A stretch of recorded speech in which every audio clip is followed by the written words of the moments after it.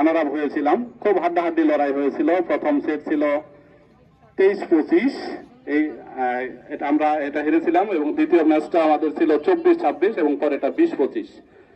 দারুণ প্রতিযোগিতা ছিল এবং স্যার সেখানে মাঠে থেকে আমাদের সকল খেলোয়াড়দের উৎসাহ দিয়েছেন, এই জন্য স্যারকে ধন্যবাদ জানাচ্ছি।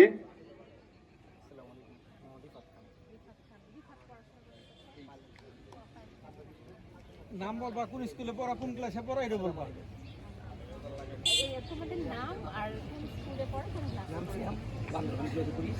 সবাই নাম বলার সাথে সাথে একটি কোন জায়গায় পড়ো এটা বলবো।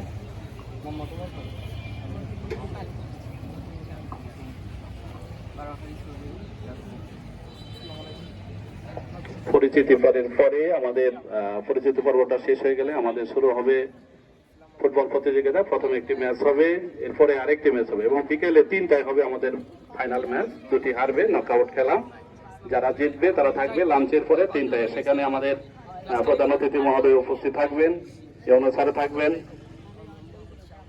আমরা যারা আশেপাশে আছি আমরা সকলে এই খেলা মাঠে থেকে দেখার সুযোগ করে নেব, এবং মনে করে যে অনূর্ধ্ব 15 খেলা অত্যন্ত জাঁকজমক হবে। সব স্কুল পড়ুয়া ছেলে এখানে যারা ভালো খেলবে, জেলা ক্রীড়া অফিসার মহোদয় বলেছেন যে এরা সর্বশেষ কক্সবাজারে যে প্রতিযোগিতা হবে সেখানে অংশগ্রহণ করবে। আমরা আশা করি এখান থেকে 2, 4, 5 জন ছেলে কক্সবাজারে ম্যাচ খেলবে।